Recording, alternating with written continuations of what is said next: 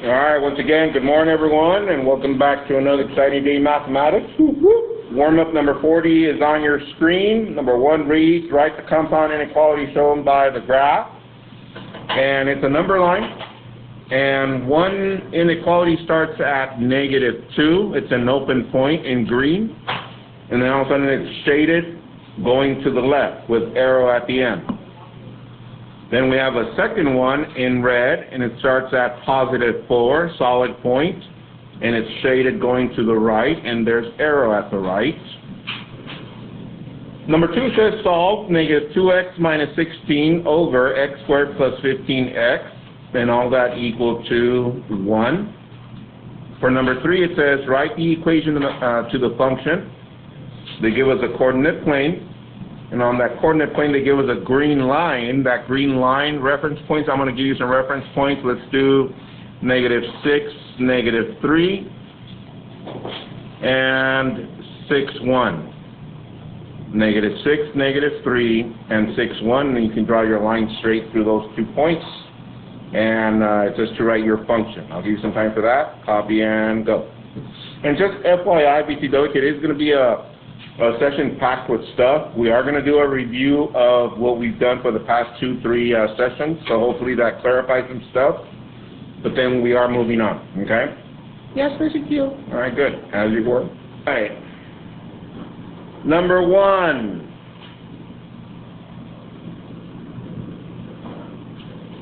What'd you get for number 1? Noor. Solution set. X such that.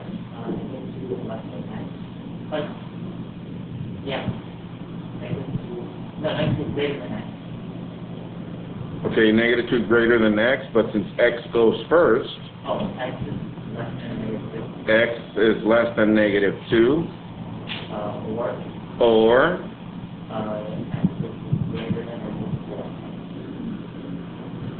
x is greater than or equal to 4. That is correct. Hands if you got that. All right. So let's analyze this really quick. So this one only has a less than because it's an open point. Yes. This is a solid point. That's why it has an equal sign. Yes. And how do we get to this point? So this is our 4. This represents x. So if I pick any number from this side, let's say 5. How is 4 compared to 5? It's less than, is that correct? So when I turn it around, so that means x is greater than or equal to 4 and so on. Thank you, Noor. How about number 2? What'd you get for number 2? Pass to someone, Noor? Adrena, what'd you get for number 2? X equals -1 and x equals to -16. Hands if you got that. That is correct. Now, how did she get there? Well, if we put this over 1, cross multiply, we end up with -2x minus 16 equals x squared plus 15x. From there, we get all terms to one side and make this 0 plus 2x plus 16 plus 2x plus 16. So that leaves us with 0 equals x squared plus 17x plus 16. Yes? And then from there, 16 and 17. What two numbers multiply give me 16 that when you add them give us 17? 1 and 16, or 16 and 1. So that means x plus 1. X plus 16, all that equal to 0. And guys, the reason I put all these in the warm-ups so you can get practice, because we're about to get, or we're headed towards quadratic functions. And not only are we going to be transforming and graphing, we're also going to be getting into systems of equations with quadratics. Let's go. That's good, right? X plus 1 equal to 0. X plus 16 equal to 0. And then you solve, so x equals -1, x equals -16. Thank you, Adrena. That was pretty good. Hands if you got that by yourself. Okay, good.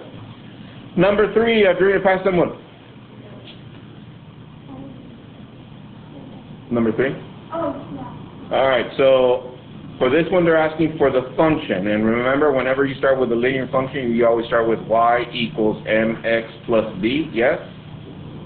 Where the plus b is the y-intercept and the m is our slope. Okay, so... okay, so help her out. Christian. F of x equals, what is our y-intercept?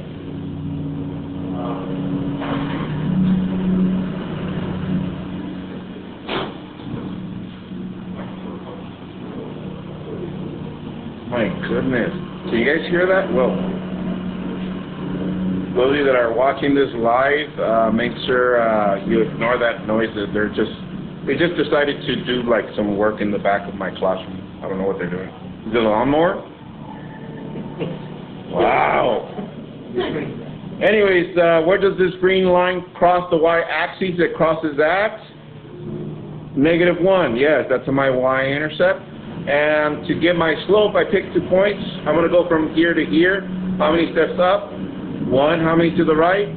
3. So my slope is 1 up, 3 to the right, and there's my function. And have you got that? Okay, good. All right, copy the agenda for today.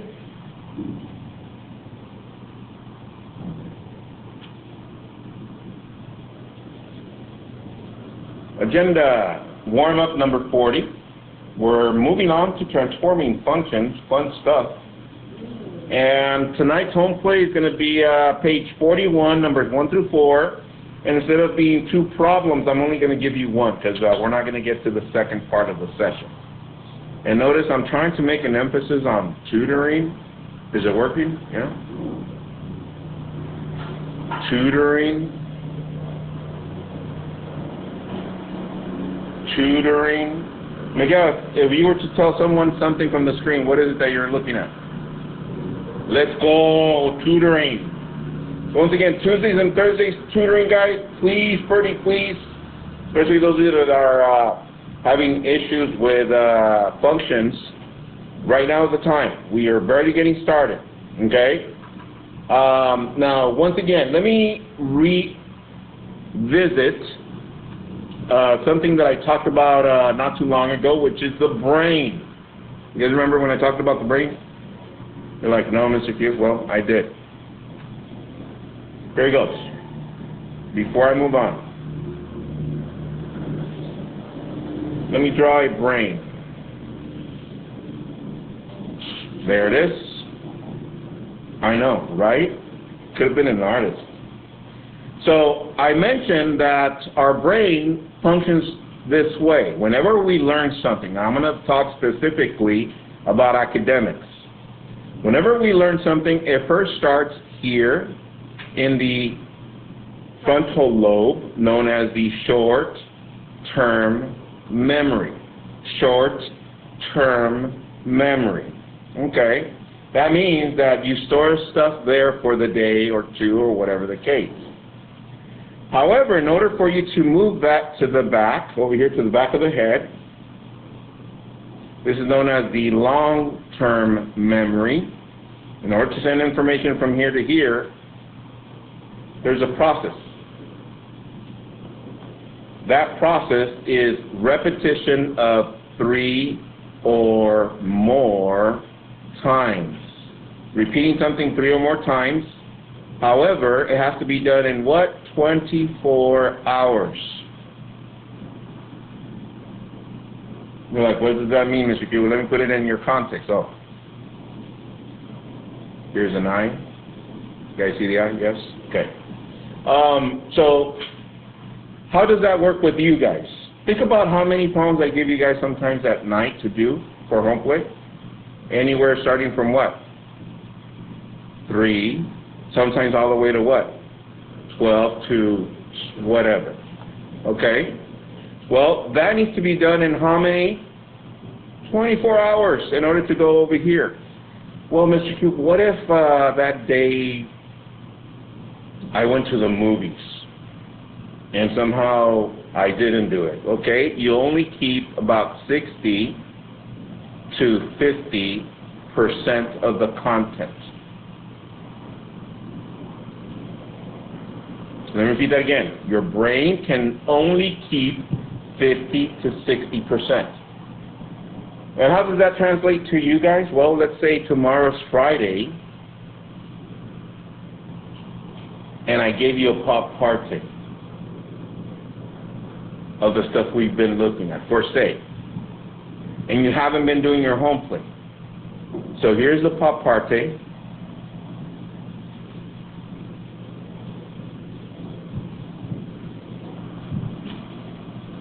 What would be the maximum amount a person that hasn't practiced would get on that pop party?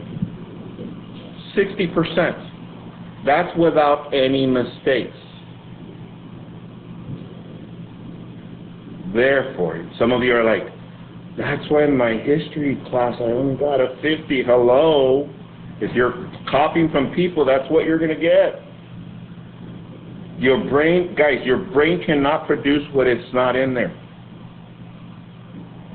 Guys, somebody can replace Mr. Q. Somebody can come in tomorrow and be like the world's greatest teacher in the world. That they just say something and all of a sudden you're like, oh my goodness, I got it. Math is my favorite. But if you don't practice it, how much can you retain? 60 to 50%. It doesn't matter who's up here. So please, what am I trying to say? Please, pretty please, especially right now that we're barely starting with transformations. Do your home play. My goodness. I don't know how else to put it. Please. I was inputting grades and some of you are missing stuff already. Come on. Please. We good? Yeah? All right. Thank you, Mr. Q. You're welcome. All right. Let's move on. Nearpod synchronous code KIHCU. And for those of you that are watching online, hopefully that brain explanation made sense for some of you. All right. So in there you're going to find the home plate because I'm not going to have time for you guys to copy it. You can copy it from the presentation. Make sure you copy that code. And in there I'm including also page 41 from the home plate. Also last night, page 25, you can turn that in on Canvas on your own in a little bit. You can do that for the sake of time. But here's your home plate for tonight. Look up. Oh yeah, we're starting already. So you're only going to do part A, this one, with 2 transformations. Don't do B because we're not going to be able to get to the quadratic today. And you are going to do page 41, numbers 1 through 4, which is also included in the Nearpod presentation in PDF format. Okay? All right. Y'all ready? For today, I actually printed out Cornell notes because I want to do a review of what we've seen in the past 3-4 days. So get that in front of you, please. We're going to start with this characteristics of a function's review. Get that in front of you. Okay? And if you don't have one, they're over there on top of the iPad card.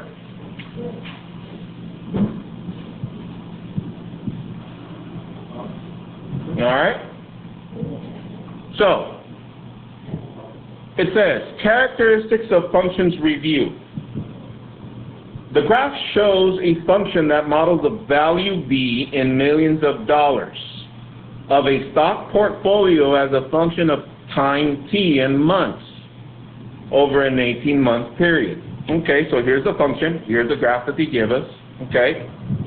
So this is what I'm going to do. I'm going to walk you through this one to make sure that we get all the components that we've seen these past 3 days in this one problem. Ready? Here we go. So, by the looks of it, here my x-axis now is labeled T because it's time in months. And my y-axis, or f of x-axis, they have it in V for value in millions of dollars. Okay? So, with that said, part 1 says, on what interval is the function decreasing? So right now I want us to focus on the months. Look at the months. Look at the graph. Where does the graph start to decrease and where does it stop? Look at it first. But we're focusing on the months. All right, talk it over to your neighbor, let them know what month does it start decreasing and where does it stop decreasing. Where does it start and where does it stop?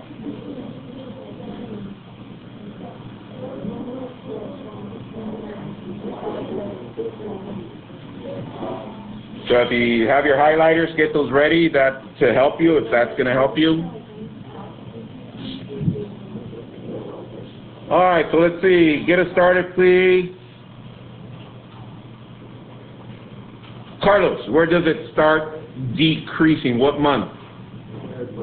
The third month. Okay, so let's see. Let me go to the third month and highlight that. Yeah, it looks about that's where it starts decreasing. Okay, so I'm going to highlight the graph till it stops decreasing. So it's going to stop somewhere right here. What month is that? 13, yeah, so I'm going to draw another line down. So now I have my dividing points at 3 and 13. So for the months, I'm going to do that in blue right here, months. Can I write an interval notation for the months that that function is decreasing? Look, think about it. All right. Tell your neighbor what would be your interval notation for that section that's decreasing for the months. The months. What would be your interval notation?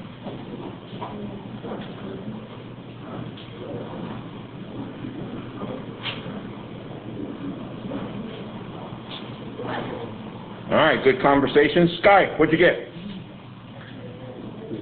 3 and 13, and then? What symbol do we use at brackets? Hands if you got that. That is correct.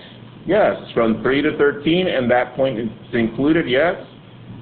So now that we got the month down, now we're going to do that for the money in millions. Okay, so the money is over here. We're still looking at this section that decreases. So where did it start decreasing? Up here. And where did it stop? Down here. So therefore, talk to your neighbor, let them know what would be the range of where it starts and where it ends. Talk to your neighbor. Where does it start? Where does it end in money-wise?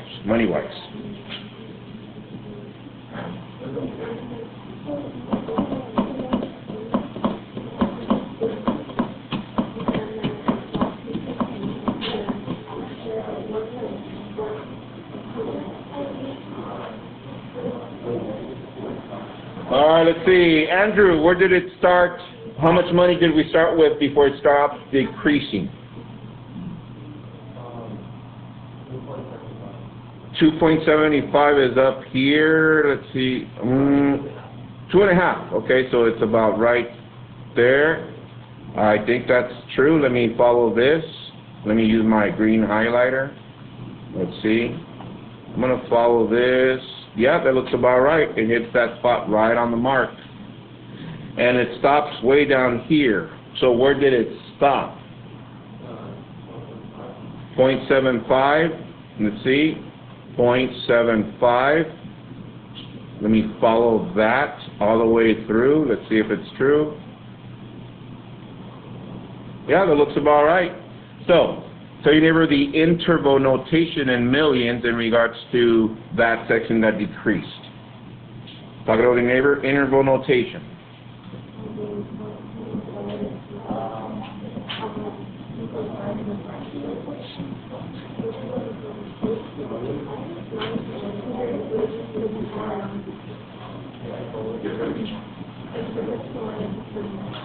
So remember, we go from the bottom to the top, yes?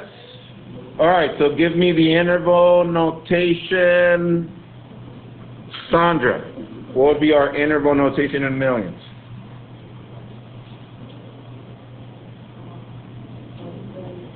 .75, comma, 2.5 with brackets. Hands if you got that. That is correct. Let's go. So with that said, I'm going to take my red pen and I'm going to go to the second part of question 1. It says, on what interval is the function increasing? So I want you to, with red, I want you to go over the function where it's increasing. Where is it increasing? So follow the function, overlay that function in red where it's increasing.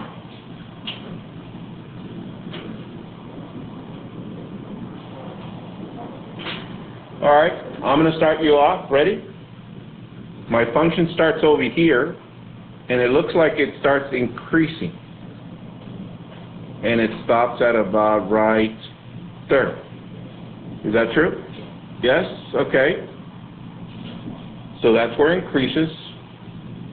But is there another interval where it increases? All right, tell your neighbor the other part where it increases, please. Tell your neighbor.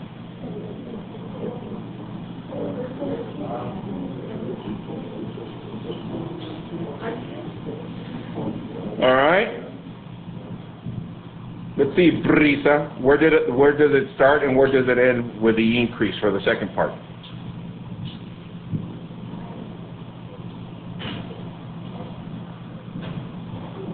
$13, okay. And then it increases. Yeah, that is true. Okay. So now check this out. So if this one started from the beginning, so if I'm looking at the months, what is my dividing point down here? 0. And the other one? 3. So I'm looking at these two for my first increase. How about for the other section? What are the months? 13 and 18. So I want you to write me an interval for both of those sections in months for the increase, I'm sorry. So in blue, write me the intervals for both of those. And Miguel's going to get us started with the first one in months.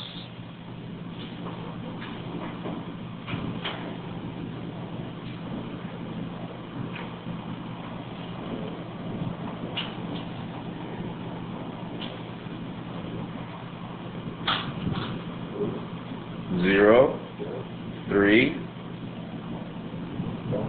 brackets. Hands if you got that. Yes. All right. How about my second one, Andy? Go. 13, 18 in brackets. Yes. So what is this saying? It increases from 0 to 3 months, and then it increases again from 13 to 18 months. Yes. All right. So we got that. Now we have to do the what? Millions for both of those sections. Millions. All right. So for this section in red, the first red, in millions, where did it start in regards to money and where did it stop increasing? Talk it over to your neighbor. Where did it start in regards to money and where did it stop increasing?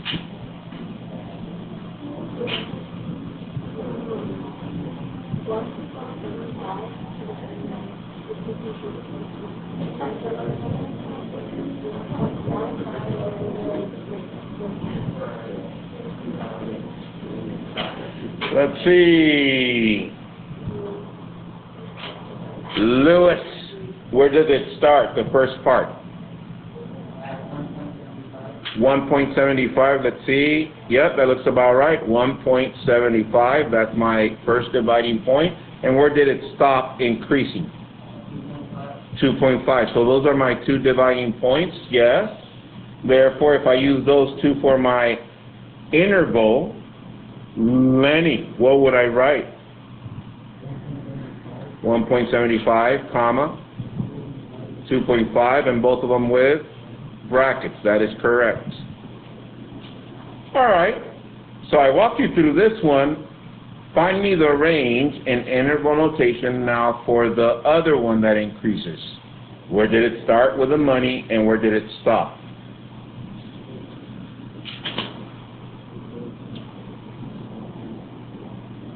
Do that on your own first, and then I'll have you guys share with your neighbor and see what they got.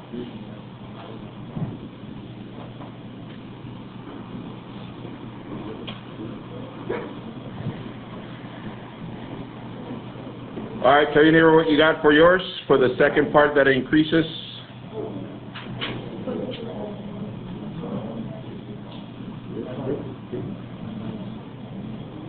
All right. Let's see. Juliana, what was our second interval here? 0.75 and 3. 0.75 and 3 with brackets at the end. Hands if you got that. That is correct, because this is the lowest point, which is here. And the highest point is up here, which is 3. That is correct. So if they were tasked to explain that using the notation that they have, so what does this say? That from 3 to 13 months, it decreased. And it went from 2.5 million to 0.75 million, and so on and so forth. So just using those notations. Okay? Let's go to number 2. It says, identify any maximum values and minimum values. Now, check this out. This is going to, I guess this is going to be something new that we see. So check this out. Some of you right away, whenever I said maximum, you're looking at your graph, and some of you are thinking this point right here. Is that correct? That's not our maximum. Our maximum is this one. So get your blue pen, draw an arrow, make sure you label that your maximum, and right underneath where it says maximum, curve. Curve. What does that mean? Bless you.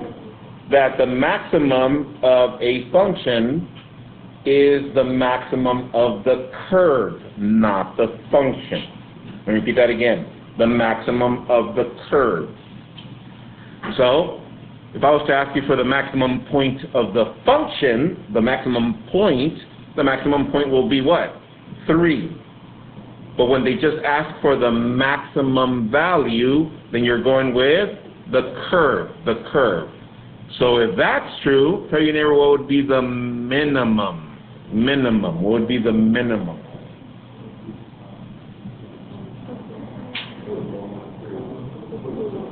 Yeah, the lowest point of a curve, and the lowest point is that one. That is correct. Now, where are we going with this? Because we're about to get started with these. Parabolas, yes? Now, if you look at this parabola, does this have a maximum or a minimum? Minimum, because it's down here. That is correct. That means this one has to be a maximum because it's up there of the curve. All right, and last but not least, what are the functions domain and range? They're talking about the entire thing. So, let me erase everything. All right. Now that we have all the distractions out of the way, look at it. What's the domain? That means the x values, now they are t values, this. What would be the domain? Where do we start? We start here, of course. And where do we end? So tell your neighbor the domain of the entire function in interval notation. Domain.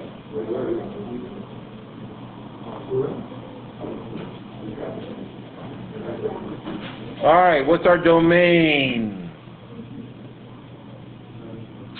Valerie. 0 to 18, brackets, that is correct. All right, so with that said, what is our range? So we're looking at the money now. What is the lowest point in regards to money and the highest point in regards to money? Talk it over to your neighbor, give them the interval notation for that.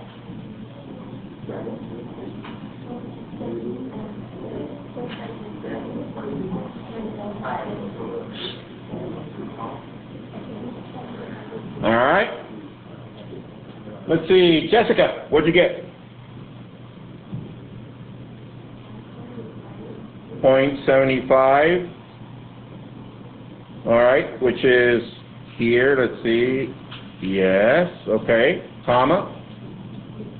And 3. Let's see if it's true. 3 is up here. Yep, there it is. Bracket and bracket. Hands if you got that? Okay? So, from 1 to 5, how comfortable are you now with all these components? Yeah? You see 1, 3, 5, 4, 3, 5, 4, 3, 4, 3. Okay, we need more practice. But yes, that's where we're at. Now, last night's home plate, they did this. Look up. Let me go back. They probably give you stuff like this. But they said, find the average rate of change. Average rate of change. What does that mean? Slope. Find the slope. The second time this increases. Well, let's see, where did it increase? It increased from here to here. How can I find the slope? I can count, or I can get the coordinates. This is 13.75. This is 13.75. This is my x sub 1, y sub 1. Okay. This one is 18.3, 18.3, and this is my what?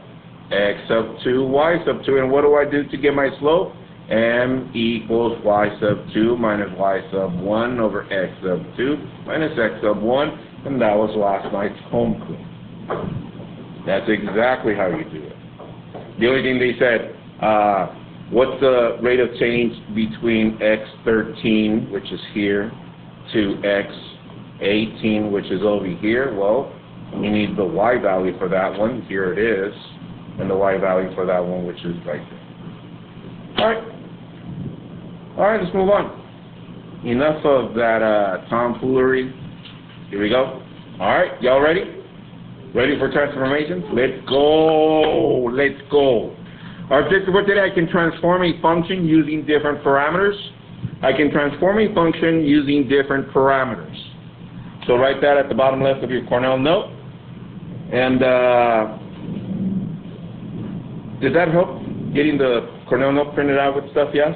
Yeah. A lot faster, yeah? Thank you, Mr. Q. You're welcome. So today we're showing the same concept, which is functions. And if you see there's a Frere model there, you can fill that in on your own for the sake of time. But today we're going to be doing transformations. We're going to start movement of functions today. And we're going to use something that we call parameters. Parameters, okay? So here we go. So we know what functions are. You can fill that in on your own time. But let me clarify parameters. Parameters are numbers that transform a function into another function. Let me repeat that again. A parameter is a number. Let me repeat that again. A parameter is a what? That transforms a function into something else. So where have we been, Mr. Q? Well, we've been here. We started with a two-variable equation, y equals 3x minus 1. And then I gave you guys on the warm-ups to evaluate that one using the domain -2, -1, 0, 1, and 2. And then filling out the rest of the table. Yes? Yes, Mr. Q. And how do we do that? We substitute all these values in here, and that's how we get the y. But then I said, like on the third week, I said, we're moving on from the y notation into what? Function notation. So instead of y, what do we write? F of x equals 3x minus 1. So does that change the table? The only thing that changes is what? The y. It changes to f of x, but everything else stays the same. So today we're going to be focusing, or from this point forward, we're going to be focusing on function notation. And we got it? So turn your Cornell note to the back. In the back I included two coordinate planes. And we're going to do some transformations. We're going to do two transformations. We're going to start with the original table, which you see there, from -2 to 2, using f of x. And we're going to start with example Q. So on the top left of your notes, I want you to write graph f of x equals 3x minus 1 using the domain -2, -1, 0, 1, 2. And then your table should be x with -2, 0, -1, 0, 1, and 2. And we're going to find f of x. But next to that, sketch these two other tables. One in green, and here the transformation is going to be f of x plus 5. And then one in red, f of x minus 2. So copy those. I'll give you some time. For those of you that write really big or you're writing with your feet, today write with your hand, please. Nice and neat. I'll give you some time. Ready, go. So, y'all ready? Here we go. So let's fill out our original f of x. Now, we're not going to do the work because I'm assuming you know what the work needed is to be done, yes? What do? We substitute each of those values, and then we find a pattern, we substitute. So here we go. If I was to substitute -2 here, what is 3 times -2? -1, -7. Okay, so fill that in. Next value, what is 3 times -1? 3 times -1 is -3, -1 is -4. Okay. What is 3 times 0? 3 times 0 is 0, that leaves us with -1. Next, 1. What is 3 times 1? 3 minus 1 is 2. And the last value, 3 times 2 is 6, minus 1 is 5. All right? Let's plot those and graph our line. -2, -7. -1, -4. 0, -1. 1, 2. And 2, 5.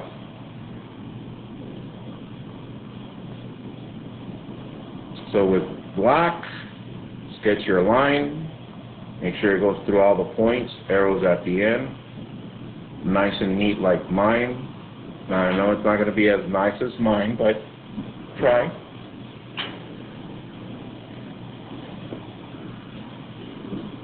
All right. So how we've been doing this? Yes? Yes, Mr. Q, this seems like right on the money. Okay. So what we're going to include today is a transformation. That's what we call transformation, okay? So now that we have the original one, that's our original one, I'm going to do the transformation in green, all right?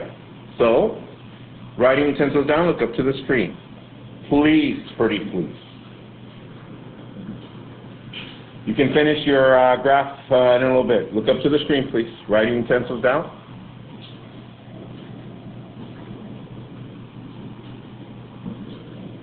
Ready? All right, here we go. Today, we're going to do a couple transformations. This one, you notice it has f of x, the one in green, but then it says +5. +5 is what we call a parameter. It's a number. That's going to transform the original function to a new function. So how do we do that, Mr. Q? Well, let's follow the pattern here. So x is -2, so I look over here to -2. There it is. Then this says f of x. So what is f of x here? -7. And all I'm going to do is do what? Add 5, and that gives me -2. Copy that. You're like, oh, I see.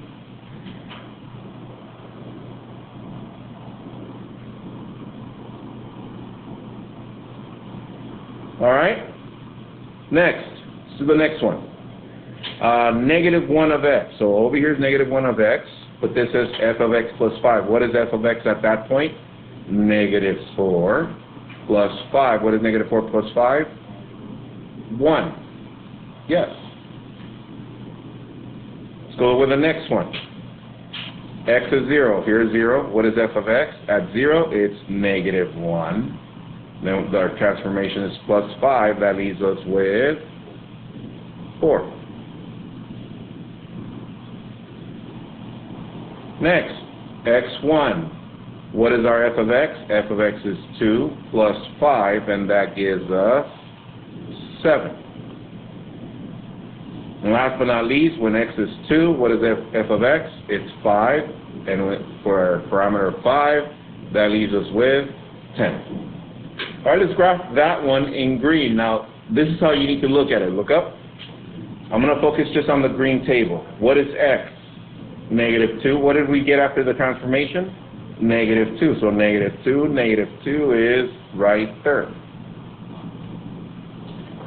Next, -1. What did we get after the transformation? +1. So -1, +1. There it is. Next, 0. What did we get after the transformation? +4. 0, +4. Next, 1. After the transformation, we got 7, so it's 1, 7. And the last one, 2, 10, 2, 10.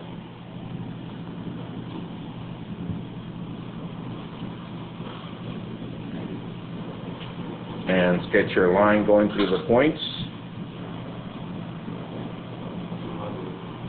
There it is. So guys, what we just did, we transformed the original function to a new function, and that function is in green. And what did we use? We used positive 5, and that is known as a what? A parameter. Okay, what is it known as? Parameter. Okay? However, there's an observation that I want you to look at. Okay? Eyes on the screen, look up. Writing utensils down, look up. You can finish in a little bit. This original function has 5 points, doesn't it? The new transformed function has 5 points. So let's say here comes your little cousin that always bugs you, walks into your room, and they're asking you for your Takis or whatever. And then they're like, what did you do to this to get over here, without showing them the map? What would you explain happened to these 5 points to get these 5 points? Talk it over to your neighbor. What would you tell your little cousin?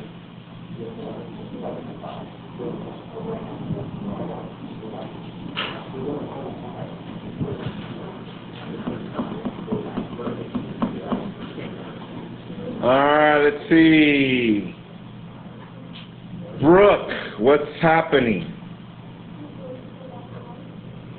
Okay, close.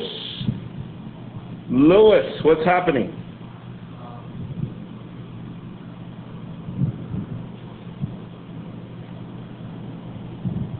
This one became this one. Bree, help him out. It's transformed by what? What did we do? Yeah. Move up 5 steps. Let's find out. Let me take this point right here. 1, 2, 3, 4, 5. Oh, snap. How about this one? 1, 2, 3, 4, 5. 1, 2, 3, 4. What? So what does that mean? That this positive 5 makes all these 5 points go up positive 5 steps. Okay. Therefore, you should be able to graph in red this transformation. Before you do, though, tell your neighbor what you're going to do to the black one in order to get that new transformation.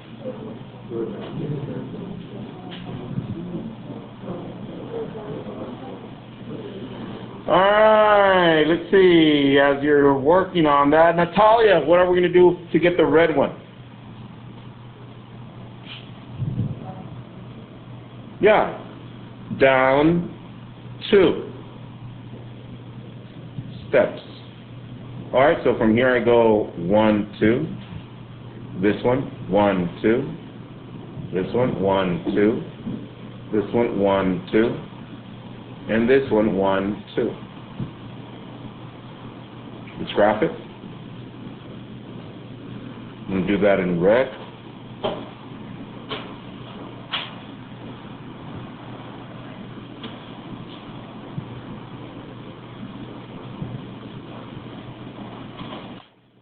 There it is. Okay. So, from 1 to 5, how comfortable are you with these transformations? Positive parameters, negative parameters, 5, 5, 5. Okay. So if I was to give you another function, f of x equals negative 5x plus 1, you know what to do with the original table, yes? Yep. And then the transformation. All right? Before you put everything away, look up. Today, I'm going to introduce a general rule. Write this rule down. G of x equals f of x plus, and look what I'm going to do at the end, k. And I did that in blue. Why in blue? Because this is known as a parameter. And what is that k going to do to our original function? Move it upward if it's what? And downward if it's negative. Make a note of that, please. So your home plate for tonight, guys, part A of the screen that I showed you earlier is this kind of work. Don't do part B. And then page 41 of your home plate, okay? All right? So we'll stop right there. We'll continue with this tomorrow. Once again, tutoring after school. My goodness, it's free. Be there or be elsewhere, yeah? All right? I'll stop the video right here. Bye.